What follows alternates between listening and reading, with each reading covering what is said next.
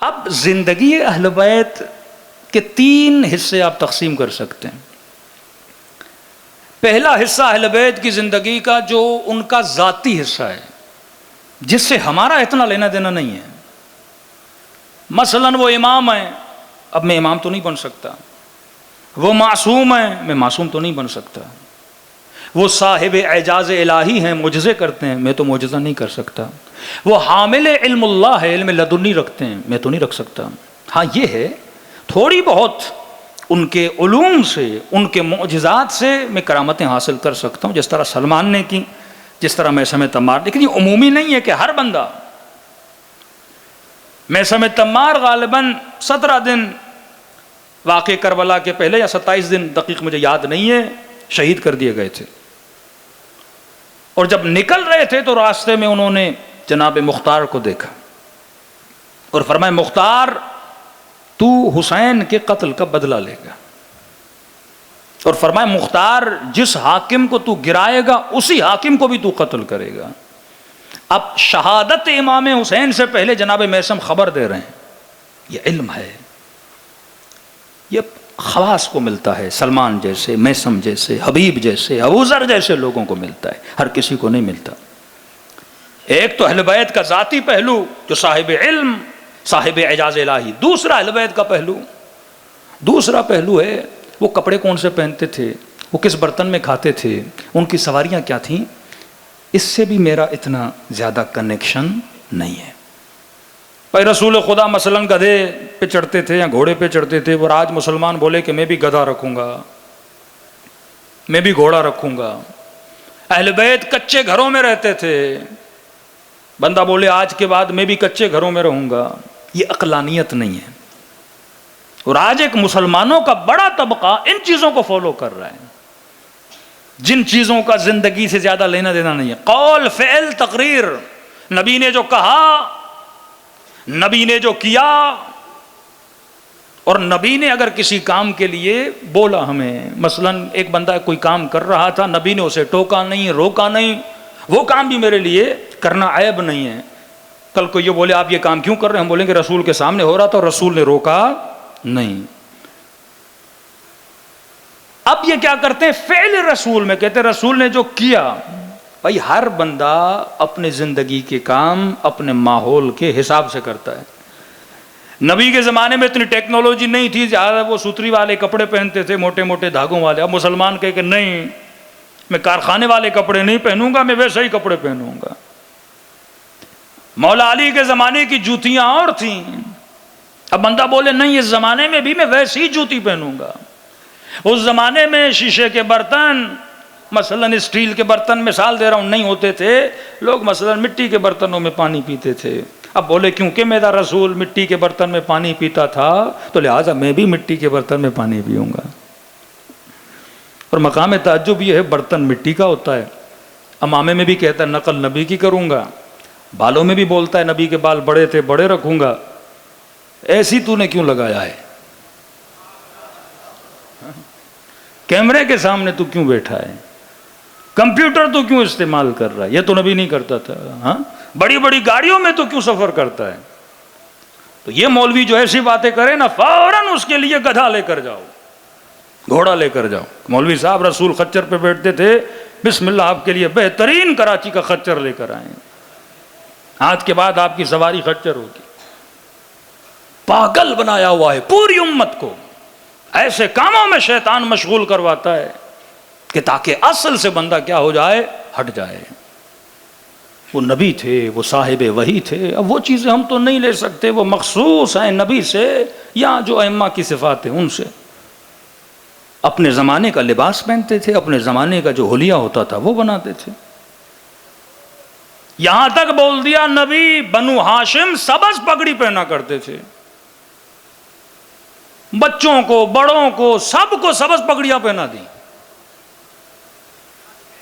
اس زمانے میں بھی غیر بنی ہاشم سبز پگڑی نہیں پہنتا تھا. بھائی تو سید ہے نہیں تو سبز پگڑی پہنتا کیوں ہے، تو بنو ہاشم ہے نہیں تو کیوں پہنتا ہے. کبھی کبھی رنگ کسی قوم کی نشانی بن جاتا ہے. کالا کپڑا رنگ کا کوئی مذہب نہیں ہوتا. سفید کپڑا رنگ کا کوئی فرقہ نہیں ہوتا، لیکن اگر کوئی رنگ کسی قبیلے سے منسوب ہے، سبز بنو ہاشم پہنتے تھے، سفید عام طور پہ ہر کوئی پہنتا تھا، بنو امیہ کا اپنا رنگ تھا، تبھی عراق میں عراقی لوگ سختی سے منع کرتے ہیں۔ ہمارے پاکستانی جاتے ہیں نا، جو دکان پہ جاتا ہے سبز شال اٹھا کے لے آتا ہے اور گلے میں پہن لی، اور عراقی ہاتھ چومتے ہیں، بعد میں پتہ چلتا ہے سید ہے نہیں، اس کا دل کرتا ہے ماروں اس کو۔ معاشروں کا خیال کیا کرو، کسی معاشرے میں اگر کوئی چیز کسی چیز کی علامت ہے تو آپ اگلے کو دھوکہ دے رہے ہو نا۔ اکثر ہوتا تھا کہ فقیر دھوکہ دیتے تھے لوگوں کو، بیٹھ جاتے تھے سبز شال پہن کے، اگلا بندہ سید سمجھ کے تھوڑا پیسے دے دے گا۔ یہ دھوکہ ہے، یہ غش ہے، حرام ہے، اور یہ غش چل رہا ہے۔ نبی سبز پہنتے تھے، ہم سبز پہنے، بھائی نبی بنو ہاشم، نبی سید، تو سید ہے نہیں۔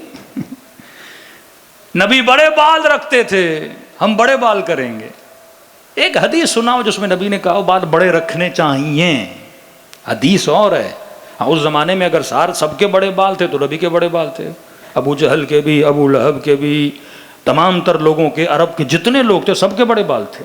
اس میں کوئی بڑے بال رکھنے سے کوئی جنت میں تو نہیں جاتا۔ ہاں، جس طرح داڑھی کے لیے حکم ہے، داڑھی رکھنا حکم رسول ہے، سنت مؤکدہ بولا جائے یا واجب بولا جائے، حکم ہے داڑھی رکھنی چاہیے، مومن کی نشانی ہے، لیکن بالوں کے لیے نہیں ہے۔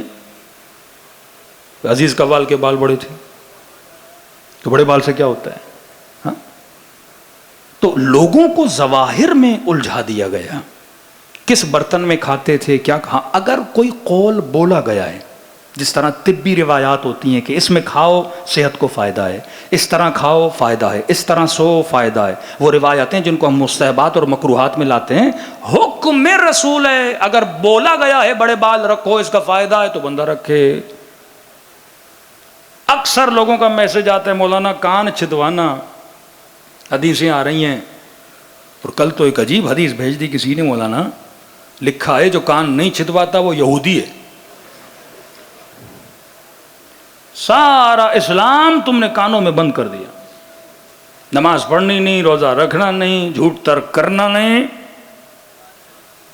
کیوں؟ کیونکہ آج کل انسان یہ سمجھتا ہے کہ جو میں کر رہا ہوں وہ اسلام ہے۔ اب کیونکہ میں کر رہا ہوں، اب سب کو یہودی بنانا ہے تو بنا دو۔ دو حصے زندگی کے، پہلا معجزات، علم، عصمت، جس سے ہمارا کوئی کنیکشن نہیں ہے، وہ ان کی عظمت ہے۔ دوسرا، کس زمانے میں کس ماحول میں رہتے تھے، کیا پہنتے تھے، وہ زمانہ تھا۔ مولا علی کا لباس چھدا ہوا، پھٹا ہوا، بند لگے ہوئے۔ امام رضا بہترین لباس پہنتے تھے۔ ایک صوفی آیا اور امام کو کہا کہ میں آپ کے بابا کی تقلید کرتا ہوں، میں وہی پھٹا ہوا لباس پہن رہا ہوں، آپ کیسے بیٹھے ہو ان کو کہ آپ کا لباس ویسا نہیں ہے؟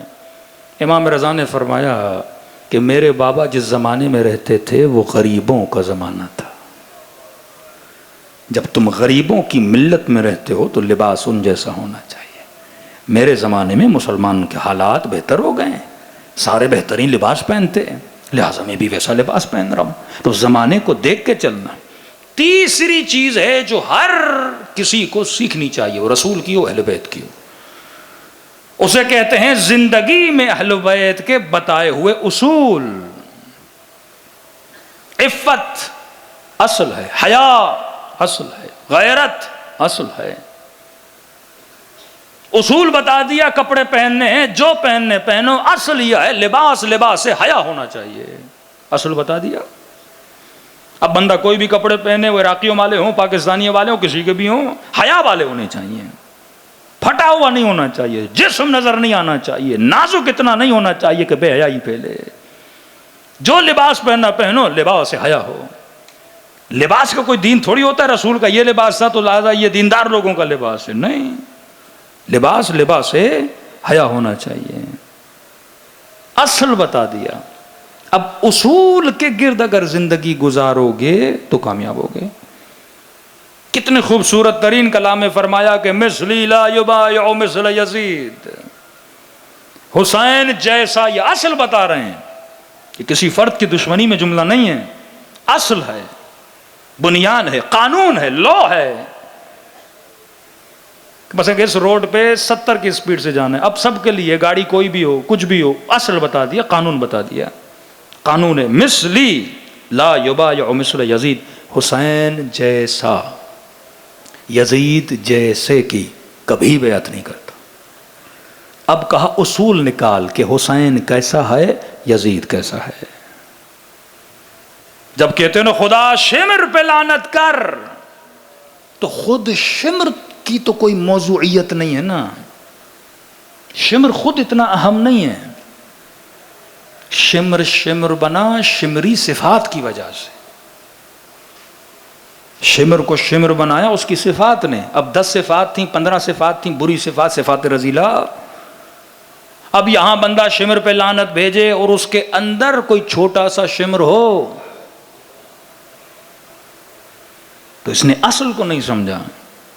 افراد سے اہل بیت کی دشمنی نہ تھی نہ ہے، اہل بیت بتاتے کہ دیکھو اس کے وجود میں صفات کون سی ہیں، یہ صفات ہیں جو بندے کو اللہ کا دشمن بناتی ہیں، یہ صفات ہیں جو انسان کو راہ اہل بیت سے دور کرتی ہیں۔ صلوات پڑھے محمد و آل محمد۔